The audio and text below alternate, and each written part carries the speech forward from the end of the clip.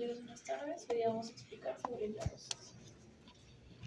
La rosácea es una enfermedad inflamatoria crónica que se va a caracterizar por un eritema principalmente en la zona centrofacial. También se va a caracterizar porque en algunos casos va a presentar pápulas o pústulas. Y bueno, su causa va a ser multifactorial y esta va a exacerbarse según diferentes factores. Puede ser por alcohol, por estrés o por alimentos picantes.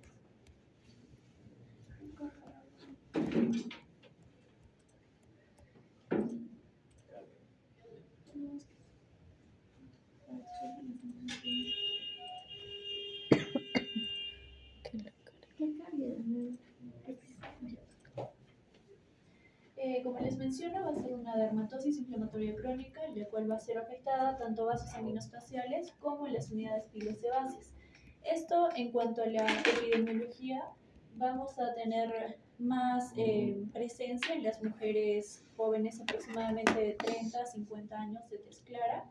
Y también va a haber una característica que en los varones generalmente va a haber un tipo de rosácea que es la fimatosa grave, que va a ser más, digamos, como especial para ellos o aislada para ellos, porque no es tanto verlo como muy común en las mujeres.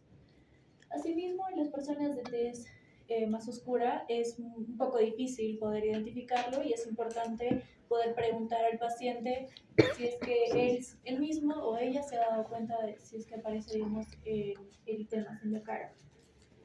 Se va a caracterizar por tener eritemas, telangiectasias, pápulas y pústulas en el área centrofacial y va a ser causado por diferentes factores. Uno de ellos es el ácaro de Modex folliculorum, que va a ser un ácaro que va a vivir en la piel, en la dermis. Otro factor asociado son las bacterias, como el Bacillus oreolus, que es básicamente una bacteria que va a ser liberada usualmente por el ácaro cuando muere. También puede haber factores inmunológicos y factores vasculares que luego voy a mencionar. La fisiopatología, bueno, va a ser muy amplia, no es netamente conocida porque tampoco las causas son muy conocidas, entonces es solo teoría. Puede haber una alteración vascular, donde va a haber una disregulación vascular funcional a nivel de la dermis superficial, especialmente en la región centrofacial. Bueno, generalmente en la rosácea la epidermis está conservada y donde va a ser afectada básicamente va a ser en la dermis superficial.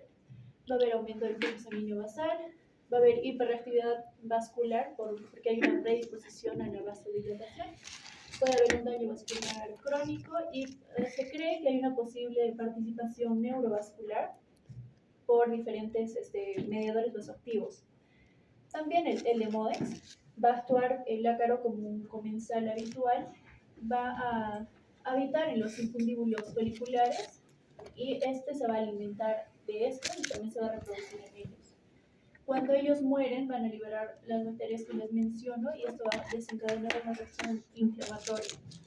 También hay respuestas inmunitarias frente antígenos de Modex y va a formarse como granulomas cuando el ácaro penetra la piel. Generalmente esta teoría se va a asociar más al tipo de rosácea papulopustulosa porque se ha aislado más en lo que son las biopsias. También se debe a un factor genético porque hasta un 40% de los pacientes van a presentar antecedentes familiares de que ha habido en la familia y también por factores desencadenantes, por ejemplo, una familia en la que hay mucho estrés también puede estar relacionado. Y otro factor puede ser que hay efectos en la barrera epidérmica. Allí va a haber un aumento de la pérdida transepidérmica de agua en las zonas afectadas.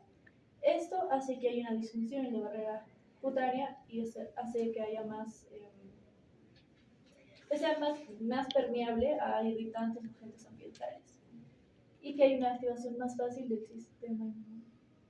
Bueno, generalmente esos son los factores, digamos, que no son teóricos, ¿no? Que no son tan definidos. Sin embargo, una fisiopatología más general es que sea por cualquier factor, por ejemplo, el ácaro, estrés o alcohol, comidas picantes, se va a desencadenar que va a haber una activación de los receptores TLR2, que son el receptor de inmunidad innata en los queratinocitos, Y también a su vez los canales TRPV, que son los receptores neuronales que van a ser sensibles al calor y a otros estímulos.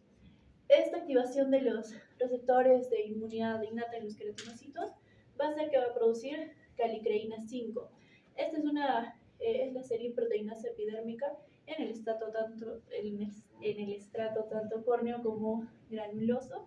Este se va a encargar de una descamación fisiológica, pero al haber tanta activación va a ser patológica y esta va a procesar anormalmente la catelicidina. Esta va a ser un péptido antimicrobiano que va a ser producido también por los queratinocitos y neutrófilos. Esta se va a transformar a su forma activa, que va a ser la LL37, y esta a su vez va a hacer que haya inflamación, porque va a haber un reclutamiento de neutrófilos, va a haber liberación de citocinas, va a haber generación de nuevos vasos, por los que también se ve la telangiectasia, vasodilatación, etc. En cuanto a la clínica, como les mencioné, pues se caracteriza de ese eritema centrofacial, en mejillas, en nariz, en el mentón, en la frente y en la clavícula. Los signos característicos son el eritema, que va a ser transitorio o fijo. Aquí se ve un flushing, que le dicen, que es como un eritema de más de 10 minutos aproximadamente. Hay episodios de rubefacción, telangiectasias, edemas, pápulas y pústulas. En cuanto a criterios, nos vamos a basar de 3 tipos. Los criterios diagnósticos, es decir, que solo con cualquiera de estos dos, uno solo, si sea el eritema centrofacial o la FIMA, va a ser diagnóstico de rosácea. O los criterios mayores, que se necesitan 2 para diagnosticarlo, o criterios de apoyo que no lo van a diagnosticar solo como dice su nombre, son secundarios o de apoyo. En los criterios diagnósticos tenemos el eritema centrofacial persistente, que va a durar durante meses en la zona centrofacial, que es importante porque respeta la región periocular. Y la FIMA, que es un engrosamiento de la piel por la hiperplasia sebácea y una fibrosis en la misma dermis. En criterios mayores tenemos el flushing, que les menciono que es como una rubefacción de más de 10 minutos, telangiectasias, pápulas, pústulas, y puede haber manifestaciones oculares, que puede ser la sensación arenosa, el ardor, fotofobia, sensación de cuerpo extraño, escleritis, conjuntivitis intrapalpebral. Y en cuanto a criterios de apoyo, tenemos el ardor o escozor facial, va a haber un edema, sequedad centrofacial, costración en pestañas y disfunción lagrimal. En cuanto a hallazgos, vamos a encontrar hallazgos primarios y secundarios. Primarios como el eritema transitorio, el eritema persistente, telangiectasias, pápulas y pústulas. Y en hallazgos secundarios tenemos quemazón, prurito, placas, sequedad, edema, etc. Bueno, vamos a clasificarlo en 4 tipos. Uno es la rosácea eritematotelangiectásica, como se puede ver, la rosácea ocular, rosácea papulopustular y la fimatosa. La primera, la eritematotelangiectásica, como se puede observar, se va a ver como el eritema centrofacial, en este caso están en las mejillas y nariz, y se ven como las telangiectasias por la vasodilatación de los vasos. En ocasiones el paciente puede preferir esta descamación o prurito en la zona. En el cuadro clínico puede haber ardor, va a ser sobre todo persistente en mejillas, nariz, frente y mentón, y la piel sensible va a reaccionar a irritantes, que son los factores, ¿no? Como menciono, cambios de temperatura o comida muy picante o estrés, etc. El diagnóstico se requiere de una dermatoscopía para poder observar los vasos dilatados. En complicaciones tenemos que el eritema es persistente y es difícil de tratar, y una sensibilidad extrema de la piel. Para prevenirlo, suelo usar protector solar y evitar esos factores desencadenantes. La descripción morfológica de la lesión es un tipo de lesión primaria de color rosado brillante que puede irse hacia un violáceo. En las fases crónicas va a ser centrofacial, va a haber telangiectasias, la superficie va a estar lisa o seca y la consistencia es de una textura fina. La sensación asociada, como lo menciono, acompañada de hipersensibilidad cutánea, va a haber inflamación visible, ausencia o mínima, y va a evolucionar como lo podemos observar aquí, primero es solo rojiza o rosada y luego se puede hacer hasta violácea porque hay un daño vascular repetido. La segunda es la pápula pustulosa, que es la clásica, y lo mencionan así. Como podemos observar, son pápulas y pústulas centrofaciales, mejilla, mentón, nariz. Y aquí generalmente muchas veces lo confunden con el acné, pero la diferencia clave es que aquí pues no hay comedones. En el cuadro clínico vemos, ¿no?, las pápulas, pústulas inflamatorias similares al acné, la piel va a estar engrosada con tendencia a la descamación. El diagnóstico simplemente es por examen clínico, se pueden hacer cultivos y complicaciones, cicatrices postinflamatorias, hiperpigmentación residual. Y acá el paciente puede presentar un edema. Este edema puede ser inicial y se puede confundir también con otras enfermedades. En este caso, los episodios de rubefacción pues, no son tan intensos como usualmente se conoce en la rosácea, y es como una variante que se llama la enfermedad de Morbihan. En cuanto a la descripción morfológica, es un tipo de lesión primaria por las pápulas inflamatorias de 2 a 5 milímetros. Son típicamente que pueden confluir en pústulas pequeñas, y estas pústulas van a tener material purulento estéril, de color que va a ser eritematosa, rojo brillante, va a ser centrofacial. Algo importante también es que es simétrica siempre, sabe la ausencia de comedones, como menciono, brotes inflamatorios recurrentes, y en las formas más severas va a haber nódulos inflamatorios. Y bueno, el edema puede variar.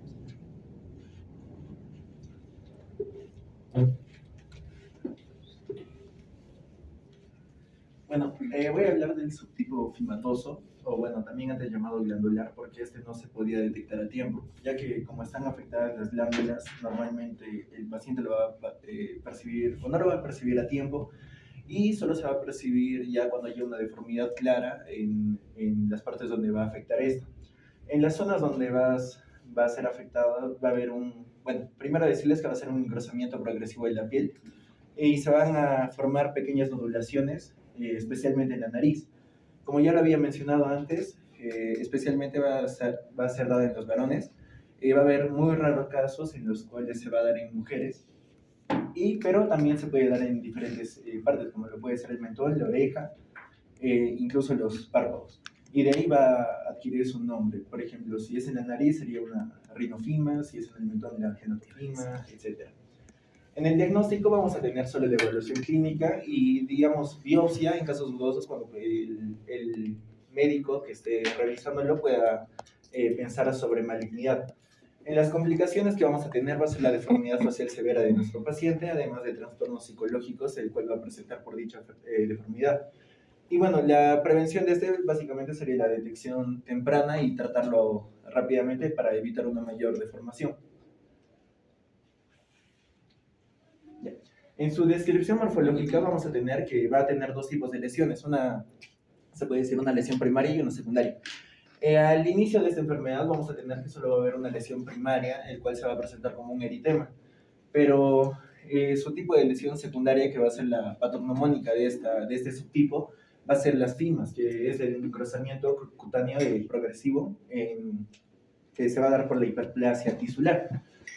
Como ya les había mencionado, la distribución va a ser en la nariz, orejas, frente, etc.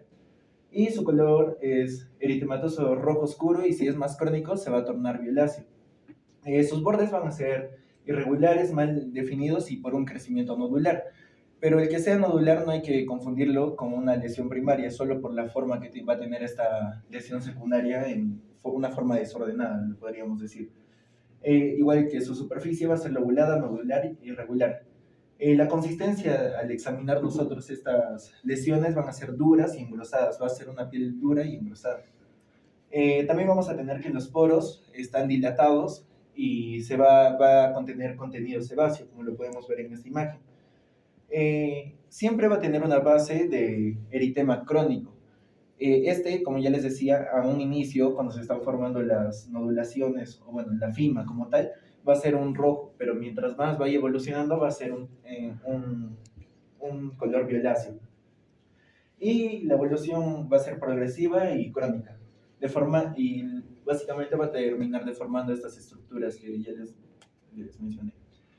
Como podemos ver en todas las imágenes, básicamente siempre, o la lesión principal la vamos a ver, van a ser en la nariz. Incluso en esta imagen podemos ver los poros dilatados con el contenido sebáceo. Y también, por ejemplo, en una persona con tez oscura, también, aunque no sea muy clara la base eritematosa que les estaba mencionando, se puede ver la deformidad que tiene este subtipo. Y en estos casos, por ejemplo, de esta persona, se podría indicar una biopsia si es que el médico estaría pensando en otra patología. O como en esta, que podemos ver que a este paciente tiene afección de la nariz, de la frente, incluso un poco de las mejillas. Y también mencionarles que la piel de este tipo va a ser sebácea, una piel grasa, no seca. En la ocular vamos a tener que es, bueno, unos lo mencionan como subtipo, otros como un cuadro clínico debido a alguno de los tipos. Vamos a tener que básicamente nuestros pacientes van a tener ojos secos, irritados y enrojecidos, blefaritis, que va a ser la inflamación en los párpados, y la sensación de un cuerpo extraño, como si tuvieran algo en el ojo, arena, etc. El 58% de nuestros pacientes con rosácea, como les mencionaba, va a tener una clínica ocular.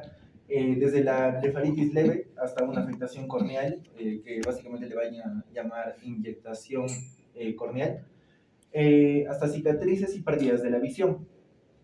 Y también se va a tener asociaciones con diferentes enfermedades, como pueden ser los chalazones, etc. El diagnóstico que va a ser en este subtipo va a ser básicamente oftalmológico, como una lámpara de hendidura. Las complicaciones va a ser la queratitis, que va a ser la inflamación de la córnea, y las ulceraciones corneales en casos severos. Y la prevención solo va a ser higiene ocular diaria y el uso de gafas de sol para evitar que éstas se sigan irritando y progresando. Vamos a tener que este va a ser un tipo de lesión primaria en básicamente todo el margen palpebral o periorbitario, y la distribución va a ser en el borde palpebral y en la conjuntiva. El color va a ser una hiperemia conjuntival, o sea que la conjuntiva va a estar un rojo brilloso. Y en la superficie puede haber escamas o costras en la base de las pestañas.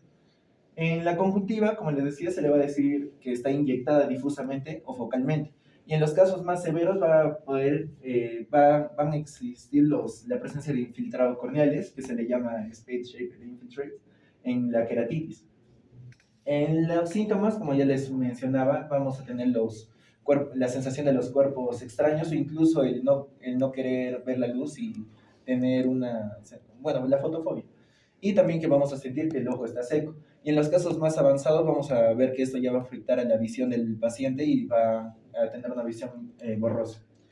También se puede presentar como en la que ya había mencionado en la pustulo, en el segundo subtipo. Este también se puede presentar con edema en los párpados, llevándonos hacia otro diagnóstico. Y lo que les decía, esto puede estar asociado a otras lesiones como los orzuelos y las chalaciones recurrentes.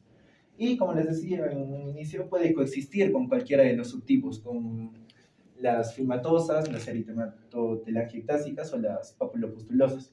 Y su evolución va a ser crónica con exacerbaciones intermitentes.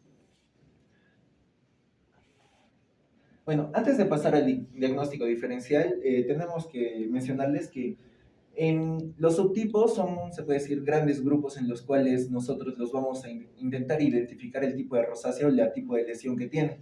Pero como lo hemos estado diciendo en toda la exposición, los tipos se sobreponen. Y es por eso que, bueno, lo vamos a identificar con la lesión mayor que tenga o que presente nuestro paciente. Porque en una imagen que les presenté de la filmatosa, incluso podríamos llegar a pensar por las elevaciones o nodulaciones que tenía nuestro paciente en la frente que puede ser una papulopustulosa, pero se adquiere el nombre o se le da el nombre del subtipo a la lesión más grande que tenga nuestro paciente. Bueno, el diagnóstico diferencial que va a haber en esta enfermedad van a ser principalmente tres. El cual va a estar el acné vulgar, que también va a presentar pápulas, pústulas, pero este sí va a presentar comedones, a diferencia que la rosácea no va a presentar los comedones. Y la afectación también va a ser frecuente en los hombros, en el tronco y a una edad más temprana, en la adolescencia. Y la dermatitis seborreica, que es un eritema con escamas grasas en cejas, en los surcos nasolabiales y el cuero cabelludo. Y no va a haber flushing, que es el eritema intermitente, ni las telangiectasias típicas de la rosácea.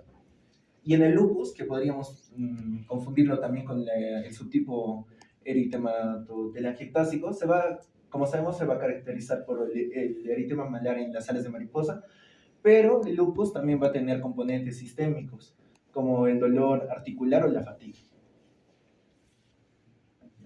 Bueno, las medidas generales de todos los subtipos va a ser básicamente el cuidado de la piel. Evitar factores agravantes de estos como el picante, evitar la exposición al sol, ponerse el bloqueador e incluso dejar de ponerse cosméticos en el caso de las mujeres. La limpieza suave y la humectación y bueno, la protección solar. También vamos a tener un tratamiento tópico, el metronidazol. Bueno, como sabemos que es un antibiótico, no lo vamos a usar básicamente por el efecto antibiótico, lo vamos a usar por el efecto antiinflamatorio que produce este. El ácido acelaico, que también ayuda a reducir la inflamación de la piel y a cerrar los poros. Y la ivermectina, porque como les había explicado mi compañera, una de las causas fisiopatológicas que se tiene en mente es la imaginación de los demodex a los folículos. Y por eso es que se da la ivermectina, ya que estos actúan sobre estos demodex. También vamos a tener un tratamiento oral moderado a severo, en los casos, perdón, moderado a severo, que se va a usar también la doxiciclina, también no por su efecto antibiótico, por su efecto antiinflamatorio. Y así otras tetraciclinas también. Bueno, y para el tratamiento de la rosácea fibromatosa, que es la que deforma la cara, se van a hacer ciertos procedimientos como pueden ser láser o diferentes cirugías dependiendo de la gravedad de esto. Y el tratamiento para el ocular, básicamente va a ser una limpieza de los párpados, lágrimas artificiales y antibióticos orales, si es que hubiera alguna infiltración o alguna lesión asociada. Bueno, las indicaciones para la biopsia.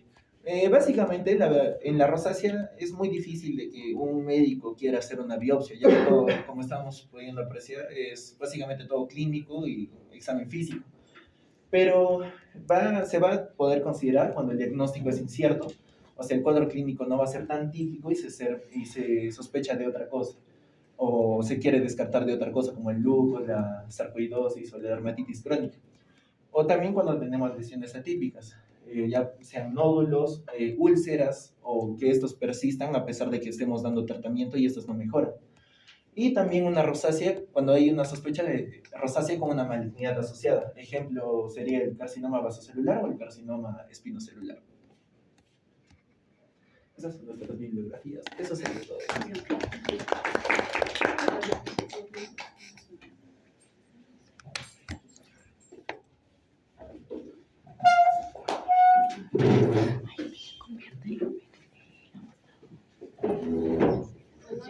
Una exposición un poquito más teórico, ¿ya? Vamos a hacer un poco más resumido, ¿ya? Para que puedan entender.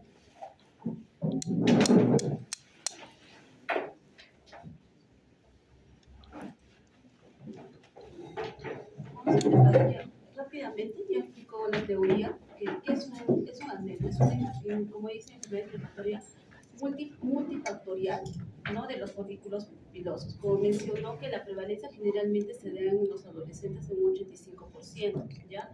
Y en una población general va a ser en un 9.4%. Existen diferentes tipos de factores desencadenantes que vamos a tener mediante la fisiopatología. Vamos a tener los factores desencadenantes hormonales, como ya mencioné la compañera, androgénicos, y el factor de crecimiento similar a la insulina, que estos se van a activar. La dieta también es otro factor, la genética y el estrés. ¿Qué va a pasar, no? Si vamos a tener un desencadenante cualquiera de ustedes, por ejemplo, en la primera va a producir una hiperqueratinización folicular, y esta a la vez va a producir este receptor que es el TLR2, que es una pregunta de examen.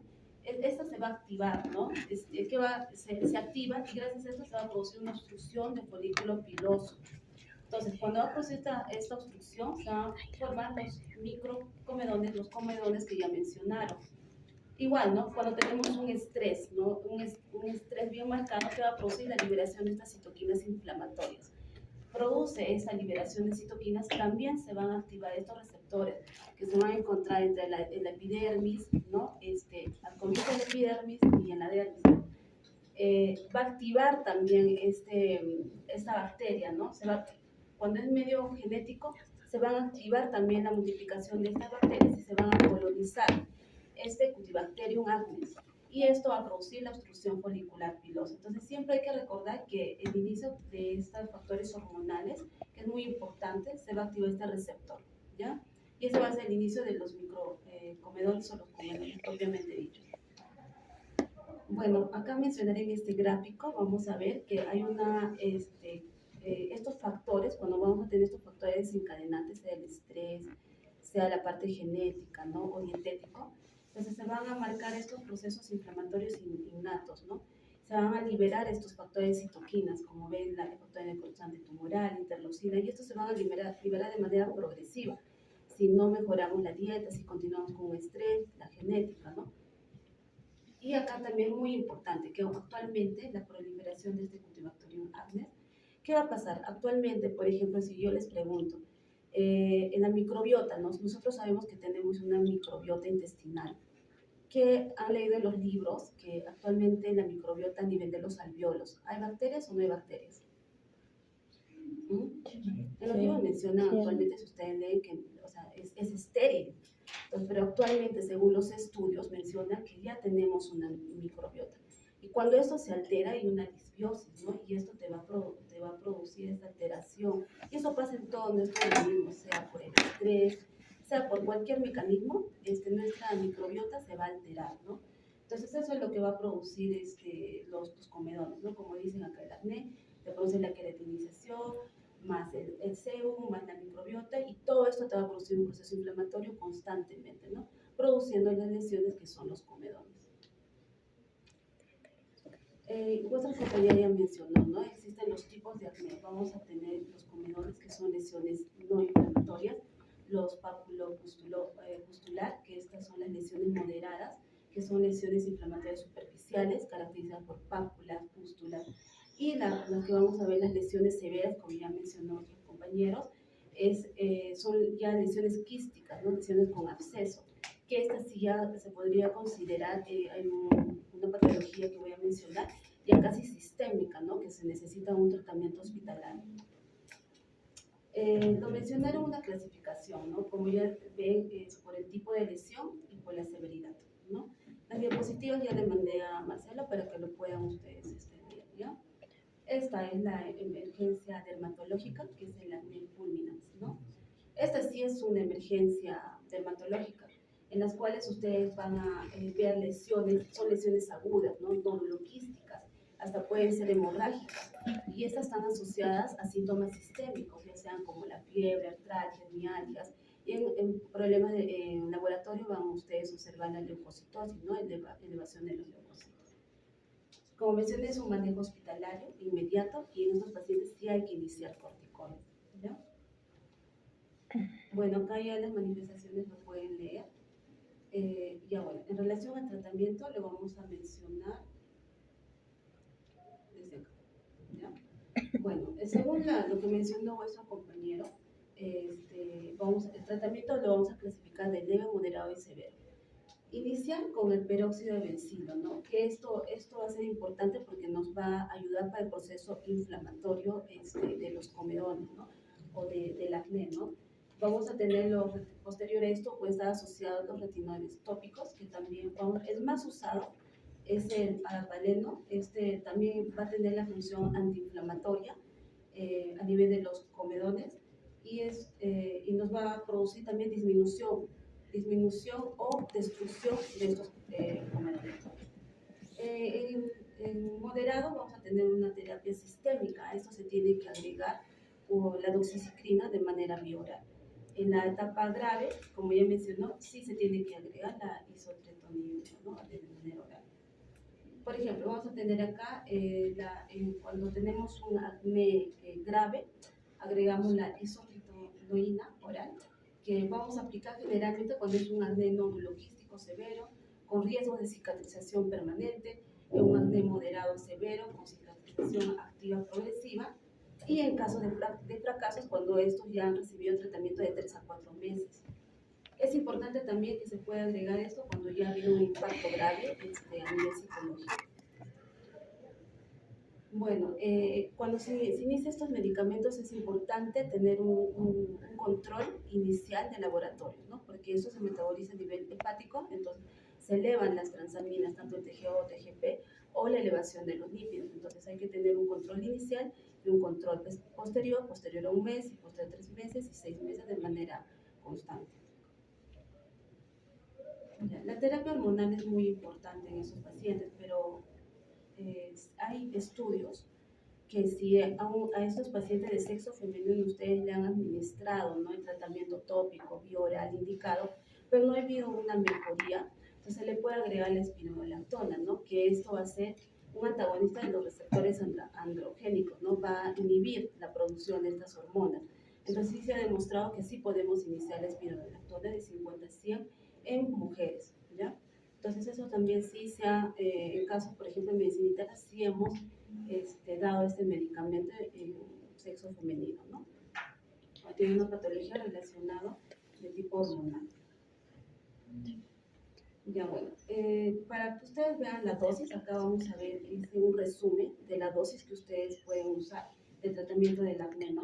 Como mencioné, en un acné leve tiene que ser una terapia combinada, una terapia doble, ¿no? Tanto con el peróxido de bencilo como una terapia tópica. Entonces, como ya mencioné, el apaleno, que es el 0,1%, es una crema que ustedes pueden aplicar cada 2 o cada 3 por las noches, ¿no? Y se ha demostrado que ha habido mejoría con este medicamento. Existen alternativas, pero la evidencia demuestra que el apaleno es el medicamento inicial junto con el peróxido de bencilo en un acné leve, ¿ya? La duración generalmente es de 8 a 12 semanas. En un acné moderado también aplican los retinoides tópicos ya asociados a un medicamento oral, como puede ser la doxiciclina de 100 miligramos, que puede tener una propiedad antiinflamatoria.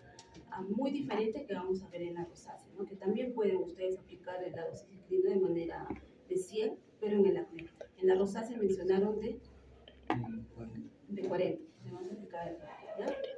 Bueno, y un acné severo, sí, pues la isotretinoína sí se tiene que dar esa dosis que ustedes ven, ya no repaso porque los casos clínicos son amplios. Ya. La rosácea es una enfermedad inflamatoria ya, como ya ves, es crónica, ¿no?, a diferente del acné. Entonces se caracteriza por presentar lesiones eritematosas, como su compañera mencionó que es el flushing. ¿Me puedes mencionar qué es el flushing? Es como una rubefacción de más de 10 minutos Ya. en un paciente que va a ser intermitente. Ya. Vamos a hablar ahorita de la fisiopatología, por qué se produce eso, ¿ya? Entonces, también esto se da por diferentes tipos de factores desencadenantes, ¿no? Ya sea los rayos ultravioletas, el calor, el estrés, el alcohol o alimentos picantes, ¿no? Como se mencionó, ¿qué va a pasar esto? Van a activar estos receptores que se encuentran en la piel. A mayor cantidad de estos desencadenantes, se activan más receptores, se van a activar más receptores. Mayor actividad de estos receptores va a hacer que la microbiota cutánea se altere. Entonces, por lo tanto, se va a activar estos receptores, que es el TLR2 o los canales de TRB3. Esos son los receptores que se activan y te dan toda la actividad o todas las manifestaciones clínicas de la rosácea, ¿no? Acá, por ejemplo, tenemos también cuando aumentamos o se aumenta Demodex, entonces también va a producir esta activación de este receptor. Este receptor va a aumentar todos estos péptidos y por lo tanto se va a activar este es un péptido también, el LN37, lo que va a producir inflamación, vasodilatación de los vasos y te va a producir toda la clínica de la rosácea, ¿ya? Entonces, viendo en esta imagen, como mencioné, igual que el acné, se van a liberar, van a persistir esta liberación de estas citoquinas, interleucina 1, el factor de necrosante tumoral, interleucina 17.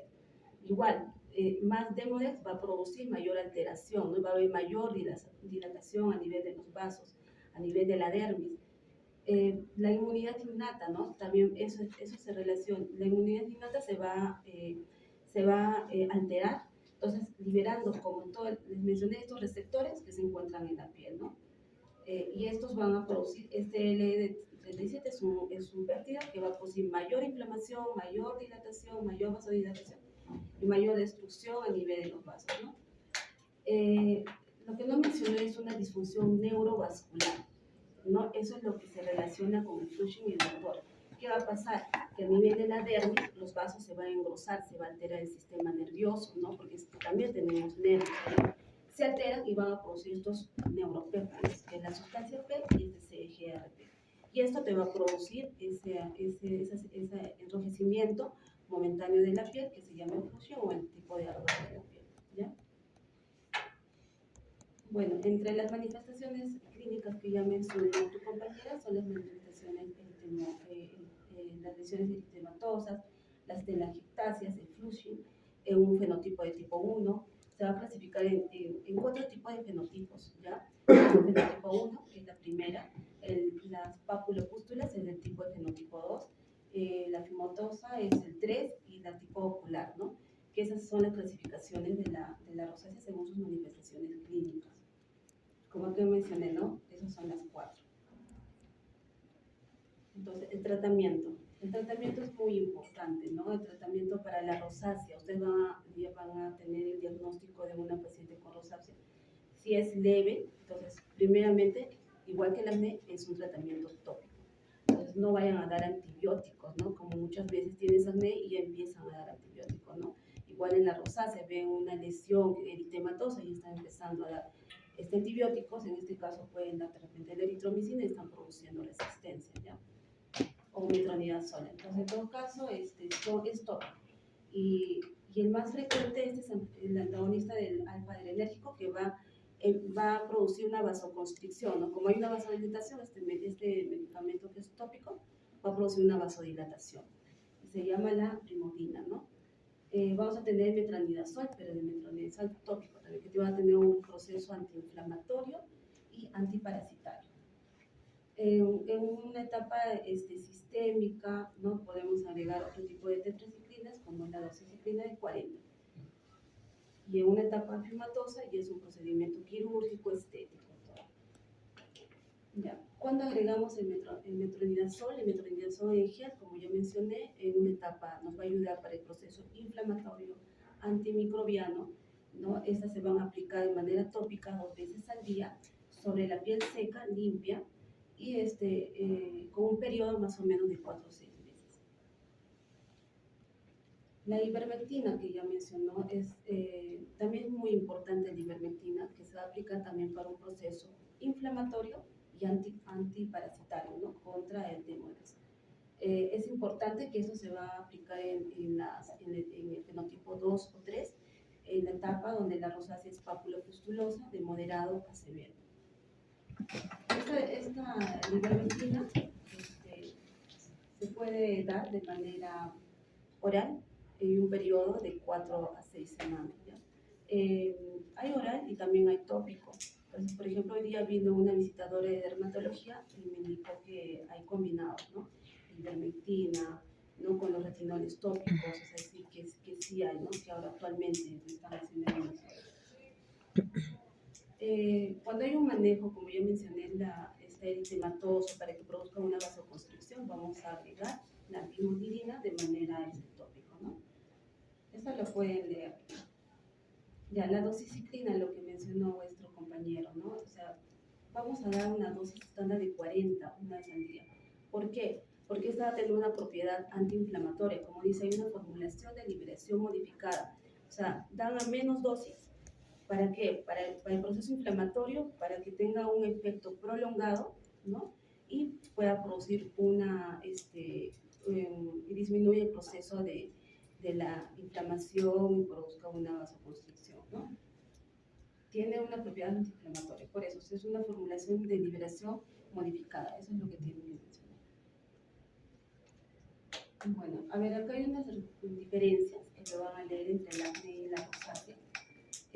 Como ya mencionaron, el acné primeramente son comedones presentes, y en una rosácea no hay comedones. Según la edad, generalmente el acné se ve en adolescentes y jóvenes y la rosácea mayores a 35 a 50 años. La distribución, mencionaron que el acné está en la cara, las espaldas, el hombro, en las regiones externales. La rosácea van a ver que es manera facial, ¿no? Como en T. Entonces están en las mejillas, en la nariz, en el mentón, en la frente y estas presentan flushing, a diferencia del acné que estas no presentan, ¿ya? Ya, eso es para que repasen, es como un resumen. Ya. Esto de acá, ¿cuál es su diagnóstico, chicos? Rosácea Ya, ¿qué fimatosa. tipo de fenotipo es? Fimatosa. Sí. Pues mencionamos 1, 2, 3. Ya es la descripción, ¿no? Es una rinofima, es consecuentemente una rosácea no tratada, en ocasiones resistente al tratamiento, o sea, se da por una resistencia al tratamiento, ¿no? Se caracteriza por poros dilatados, una piel engrosada y es más común en hombres.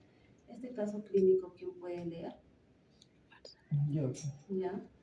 doctor, motivo de consulta, doctor, tengo muchos puntos negros y no se me quitan, aunque me lave la cara varias veces al día. Historia clínica, paciente masculino de 15 años, previamente sano, inicio de lesiones faciales hace 8 meses, progresivas, refiere, aparición inicial de granitos pequeños de color de la piel, posteriormente observa puntos negros en nariz y mejillas, se lava la cara 4 o 5 veces al día pensando que es suciedad, niega dolor o fiebre, padre con antecedentes de acné severo en adolescencia, no uso de esteroides, no medicamentos actuales.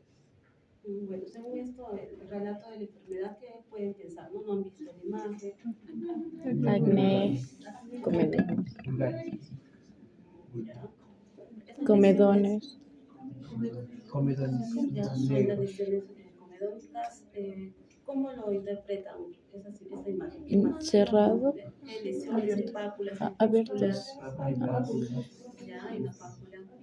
abiertos, porque los Lesiones cerrados son eritematosa, blanquitos, ¿no? aparentemente hay telangiectasias, ¿no? Por acá, ¿no? Leves, ¿ya? Son múltiples comedores abiertos en la región nasal, bueno, no se ve, comedores cerrados en frente y presentan escasas pápulas inflamatorias aisladas, ¿no? Nódulos sin cicatrices. Entonces, el diagnóstico es un acné, ¿no? Un acné comedor. ¿Ya? ¿Cuál es la lesión primaria, fundamental de esto? Del acné. Comedones. Comedones. ¿Ya? Como ya mencioné, no existen acné sin comedones. Esto permite diferenciar de la rosácea, como ya mencionó, la dermatitis perioral o un lupus cutáneo, ¿no? ¿Ya? ¿Cuál es el germen más frecuente? Bacterium acnes. Claro, es el Tema. Bacterium ¿ya? De la rosácea es el Temolix, ¿ya? Es muy importante que ustedes vean la diferencia, ¿no? Ese es el Cutibacterium acnes se caracteriza porque hay una proliferación a nivel de las glándulas sebáceas de manera persistente, ¿no? Entonces, en todo este contexto te va a producir un proceso inflamatorio y te va a producir un ¿Cuál es el comedón desde el punto de vista, qué es un comedón desde el punto de vista fisiopatológico? Acumulación de lípidos, más Queratinas, bacterias, grasa, bacterias también. más Claro, bacterias bacterias, y sí, los desde el punto de vista fisiopatológico, ¿ya? ¿Qué más? queratinocitos,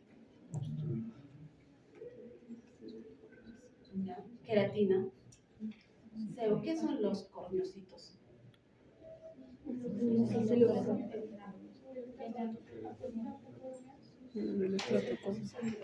los queratinocitos ya no funcionantes, ¿ya? Bueno, y está formado también por bacterias. Esto se da por dos mecanismos, en la fisiopatología, por una hiperqueratinización follicular y aumento de la producción de sebo, ¿no? Que ya mencionaron.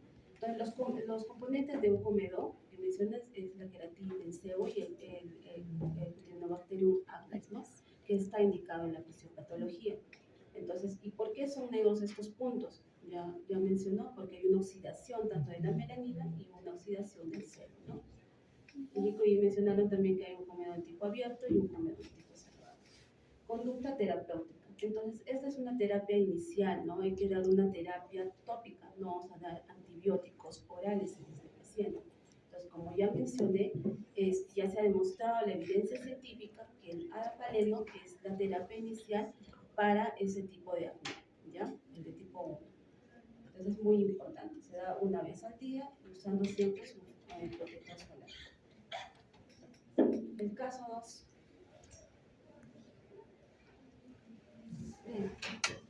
Motivo de consulta. Varón de 52 años consulta por aumento progresivo del tamaño de la nariz desde hace 8 meses, asociado a enrojecimiento persistente y sensación de calor facial.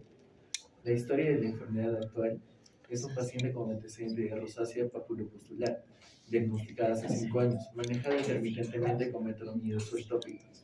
Desde hace 8 meses nota engrosamiento progresivo de la piel nasal, poros marcadamente dilatados, superficie irregular, eritema persistente, episodios ocasionales de pápulas inflamatorias y niega el dolor, pero refiere a impacto estético y psicológico. Refieres. Solamente Rosácea fimatosa. ¿Ya? ¿Qué más? De las lactacias. ¿Cómo se llama esa? Perioral. Perioral. Y en los cigomas. Eritema generalizado, ¿no? Son eritemas de centros faciales persistentes, que mencionaron ustedes también en telangiectasias. Hay un engrosamiento a nivel dorso-nasal, ¿no? Hay superficies irregulares de aspecto sebáceos, como acá, ¿no? Poros dilatados, sin fibrosis, sutura ni deformidades severas, ¿no? Diagnóstico: rosácea fimatosa, tipo 3, en una fase inicial. ¿Ya? Entonces, vamos a hacer acá, por ejemplo, la rosácea papulopustular versus una rosácea fimatosa, ¿no? Del tipo 3. Entonces, vamos a ver las diferencias en estas dos rosáceas. El mecanismo fisiopatológico principal: en la rosácea fimatosa hay una hiperplasia sebácea. Entonces, es lo que se caracteriza con la rosácea papulopustulosa, ¿no? Que generalmente esta se va a dar inflamaciones crónicas, te produce la pápula y la pústula, ¿no? Vamos a tener las lesiones predominantes, pápula pústula en la subtipo 2, y va a haber un engrosamiento cutáneo progresivo en la subtipo 3. En la subtipo 2 hay un eritema persistente y en la 3 puede coexistir, ¿no? Son diferencias características de cada uno. Vamos a ver que el tratamiento, vamos a ver que en la subtipo 3 sí se tiene que dar la isotretinoína, ¿no? La función de esta, que va a producir un proceso antiinflamatorio a nivel de la lesión, va a producir una disminución o el tamaño de las lesiones de estas glándulas sebáceas, ¿no? Por eso se da la isotretinoína de manera oral. Se da en una dosis de 3, según el peso, de 0,3 miligramos kilogramo día, en una duración de 12 a 16 semanas. Y como mencioné, siempre hay que pedir un perfil hepático inicial al mes y a los 3 meses y posteriormente a los 6 meses, ¿no? ¿Esta qué es? Este es un pacientito inducido por corticoides, es una rosácea papulopustulosa de subtipo 2, pero esta está inducida por corticoides, ¿no? Es que es un tipo de rosácea. Acá vamos a tener el tratamiento, eso lo pueden leer, es el tratamiento, por ejemplo, del subtipo 1, el 2 y el 3, y el tratamiento a qué dosis ustedes van a dar, porque no. El tipo 1 vamos a tener los eritemas persistentes, el tush y las telangiectasias, que vamos a dar, ¿no? Como los retinoles tópicos, ¿no? Como la primititina, ¿no? Que se da al 0,8% de higiene. ¿Ya? Este caso 3. A ver, caso clínico 3. Motivo de consulta. Mujer de 46 años consulta por hinchazón progresiva y persistente del tercio superior facial y párpados, asociada a enrojecimiento crónico de 8 meses de evolución. Historia de la enfermedad actual. Antecedente de rosácea papulopustular desde hace 6 años, tratada intermitentemente con metronidazol tópico y doxiciclina. Desde hace 8 meses presenta edema no doloroso de mejillas y párpados, eritema persistente, sensación de tensión facial, no fiebre, no prurito, no compromiso sistémico, la hinchazón es no depresible, no deja fobia y empeora con calor. Antecedentes: no insuficiencia cardíaca, no enfermedad renal, no hipotiroidismo, no alergias recientes, no uso de corticoides sistémicos. Según este relato, este relato de la enfermedad, ¿qué pueden pensar? Tiene edemas en los párpados, Deja 46 fobia. años. Bleferitis. Pues Bleferitis. rosas. Ya, ¿no? Sería el rosáceo ocular. Ya, puede ser. Podría ser porque tiene aumento Ya, de tiene la imagen que vuestra compañera no bleferitis. mencionó, ¿no? ¿Qué es? Ya.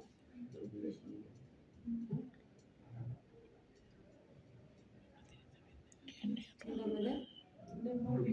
Ya, ¿por qué se da?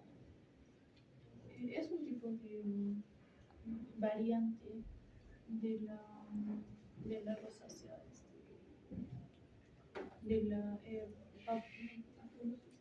de la papulopustulosa.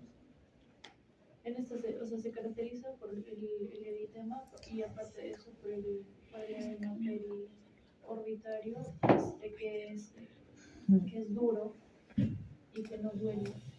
Entonces vamos a ver acá la descripción física, ¿no? de esa pacientita, que vamos a tener un eritema centrofacial persistente, un edema firme, ¿no? No fluctuante, predominantemente en mejillas y párpados, ¿no? Que llega.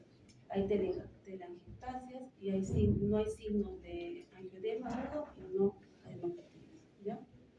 Como mencioné, es una rosácea complicada con linfedema facial persistente. Como ya mencionó, es una enfermedad de móvil. ¿Ya? Entonces, esta es la fisiopatología.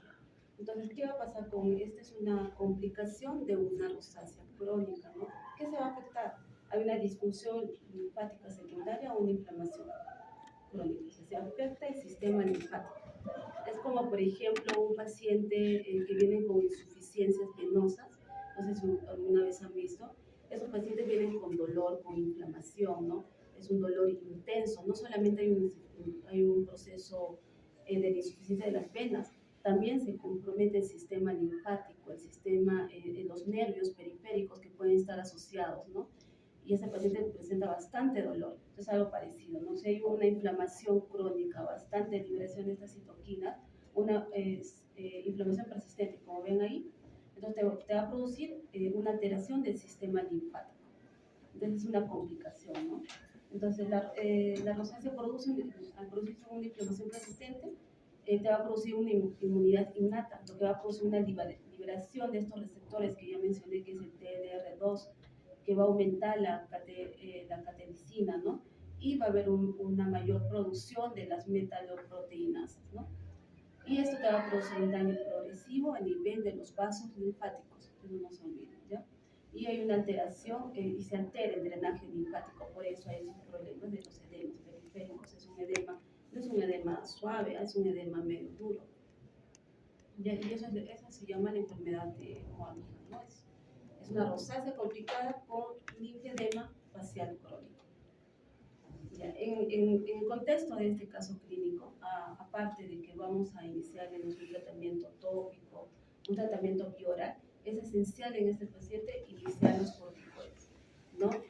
A una dosis, según el peso, puedes iniciar la prednisona de 0.5 miligramos kilogramo día, de 2 a 5 semanas, pero con un desescalamiento progresivo, ¿no? Y eso te va a ayudar en casos inflamatorios agudos, lo que va a producir una disminución de la inflamación aguda, porque esa es una inflamación aguda de la rosácea crónica. ¿Ya? Eso es muy importante. Esa sería la terapia en este caso. Este último. Ya, Caso clínico 4, motivo de consulta. Mujer de 38 años, consulta por episodios recurrentes de enrojecimiento facial desde hace 2 años. Refiere que los episodios aparecen con ingesta de vino tinto, comidas picantes, estrés emocional y exposición al calor. Describe sensación de ardor y calor en mejillas y nariz. Los episodios duran entre 20 y 60 minutos y luego disminuyen espontáneamente. En los últimos 6 meses nota que el enrojecimiento ya no desaparece completamente. Niega diarrea, sibilancia, pérdida de peso o debilidad muscular. Antecedentes, migraña desde los 20 años, no menopausia, no enfermedad endocrina conocida. Ese es el pacientito que ven ahí.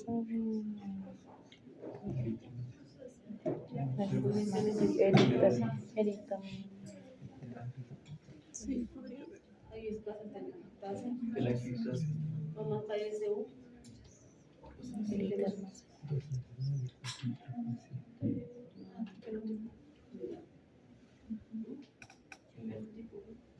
ya, el diagnóstico 1. ¿Cuál es el diagnóstico más probable? Rosácea eritematotelangiectasia. Telangiectásica de tipo 1, ¿no? Como ya mencioné, de tipo 1, de tipo 2, de tipo 4 y de tipo 4 es la rosácea ocular. ¿Ya? ¿Cuál es el mecanismo fisiopatológico principal del Cushing en este caso? ¿Por qué tiene Cushing? La B, activación de la receptor. Liberación de Receptor de la referencia. ¿ya? Como menciona acá, activación exagerada de los receptores TRPV1 con liberación de los neuropéptidos. No se liberan los neuropéptidos como de la sustancia P, el CGRP, ¿no? Esos son cuando hay mayor proceso, o sea, son desencadenantes, hay excesos, entonces hay esta liberación de estos neuropéptidos, ¿no? Esa sería la respuesta. Muy bien. En la tercera pregunta, ¿qué neuropéptido está más implicado con la vasodilatación neurogénica asociada a la rosácea? De sustancia P. La sustancia, ¿no? Como también es GRP. ¿Por qué la migraña es más frecuente en este paciente?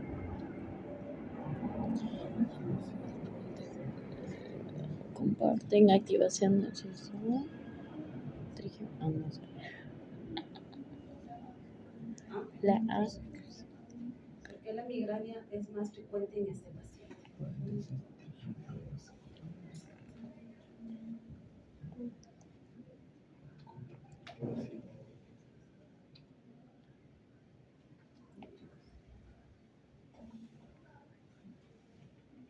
Aumenta la Trigeminobascular. tiroides, aumenta el cortisol, La A. aumenta Comparte el nivel del sistema trigémino vascular.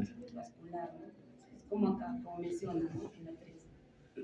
Que hay una relación, se relaciona con la migraña porque es más frecuente, porque se relaciona con este nervio, con el sistema trigémino vascular, donde se van a liberar estos neuropéptidos. Mayor liberación va a producir el sistema trigémino vascular. Por eso se relaciona con el problema de la migraña, ¿no? Lo que mencioné acá, una fisiopatología.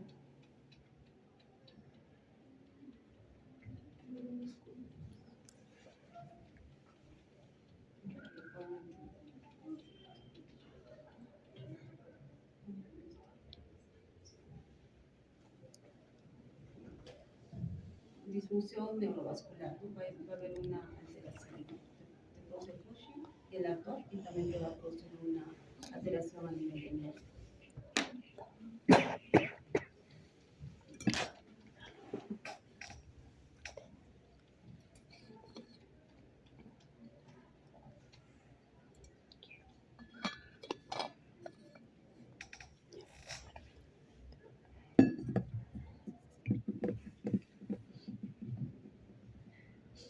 La pregunta 4 y 5.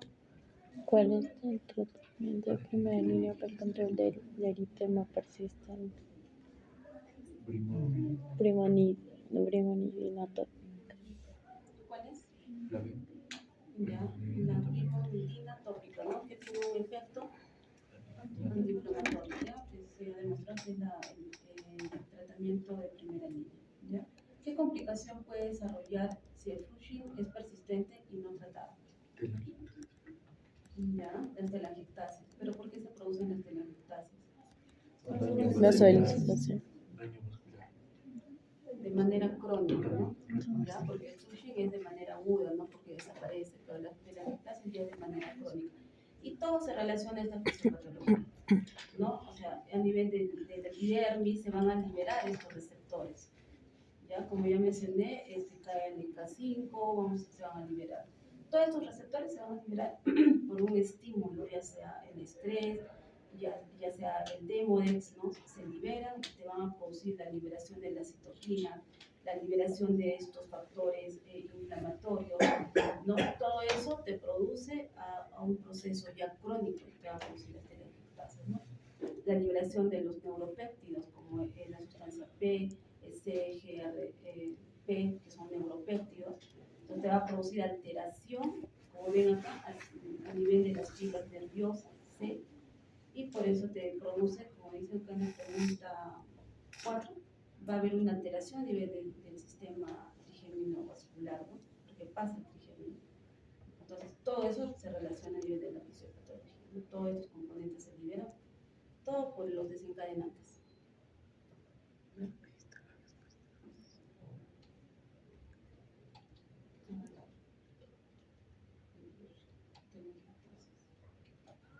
esas son las respuestas y este es el tipo 4, que es la rosácea ocular, que se debe considerar si existe una... Es importante porque en estos pacientes hay que hacer diagnósticos diferenciales, ¿no? Va a haber una conjuntivitis epidémica con lacrimeo, hay también el síndrome de Sjögren, hay también un tipo de conjuntiva, pero es un poco seco, la sensación de cuerpo extraño, sensación de quemaduras, prurito, sequedad, fotofobia, visión borrosa, el tema pericular, colitis o también se puede asociar a conjuntivitis, ¿no? Esta sería la última lámina en el tipo 4, ¿no? Entonces es importante que ustedes recuerden los tipos de fenotipos o la clasificación y un poco más de la fisiopatología, que sería una pregunta de examen, ¿no? ¿Qué causa estos receptores? La activación. Chicos, ¿alguna pregunta ahí? Entonces, muy rápido. Micro. ¿Han entendido? Porque la rosácea y el acné son temas un poco cortas, pero ya el diagnóstico es clínico, ¿no? O sea, ustedes van a ver este tipo de lesiones y ya van a poder ustedes determinar, ¿no? Ya ese es un acné, es un comedor, y el tratamiento inicial es todo, ¿no? Entonces ya ven, o una rosácea, la clasificación de una telangiectasia. Las telangiectasias generalmente hay bastantes enfermedades autoinmunes, hasta un hipotiroidismo, hay telangiectasias, ¿no? En la cara, ves telangiectasias en el cuello, puedes encontrar telangiectasias en pacientes alcohólicos, ¿no? Entonces, no es tanto como un diagnóstico, pero si vemos el contexto clínico de la paciente, nosotros ya vamos a decir, no, es una rosácea, ¿no? Usted va a ver múltiples telangiectasias, pero no tiene antecedentes, ¿no? Entonces, ve el contexto clínico, usted no va a decir que es una rosácea. Entonces, hay que interrogar bien al paciente y ahí vamos a llegar recién a un diagnóstico. O sea, las lesiones no son tan graves, ¿no? Lo que ha mencionado las complicaciones de nuestro compañero, son complicaciones que no lo van a ver ni siquiera en hospitalización, ni siquiera en consultorio externo. Entonces, eso más hay que basarnos en la parte más común que viene un paciente, ¿ya? ¿Alguna pregunta, chicos? Repasen estas láminas, las que son cortitas, de esas voy a tomar el examen, ¿ya? Bueno, ¿alguna pregunta? También esa fisiopatología es muy importante, que no es tan complicada.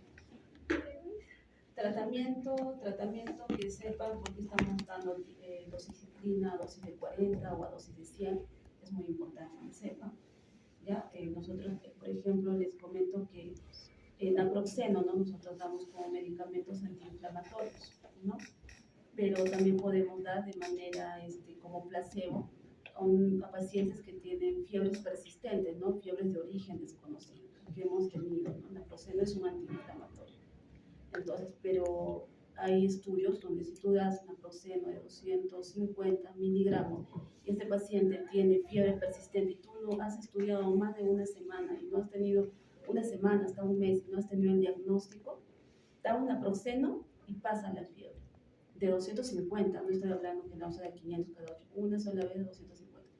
Pasa la fiebre 1, 2, 3 días, Entonces, estamos viendo que hay algo, ¿no? Nos indica de que puede ser una neoplasia oculta en este paciente.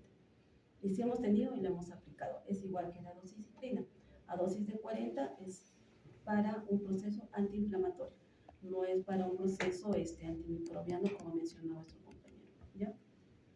Entonces es importante eso también determinar. ¿Algo más?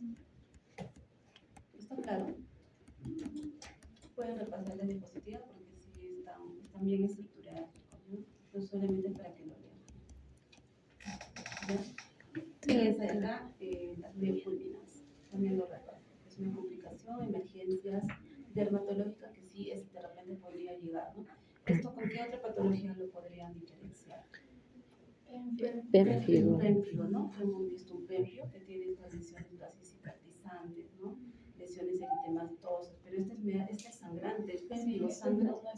No sangra, ¿no? Porque ¿dónde es la lesión del pemphigo? Ampollas.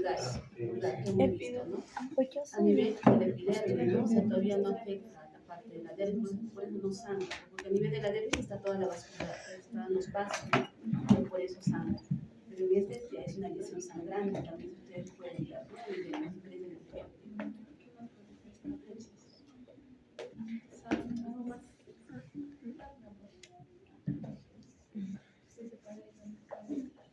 ¿Preguntas? Yo creo que está entendible, ¿no? ¿O no? Sí, doctora. Anótense, por favor, ahí su... Así, la lista, chicos.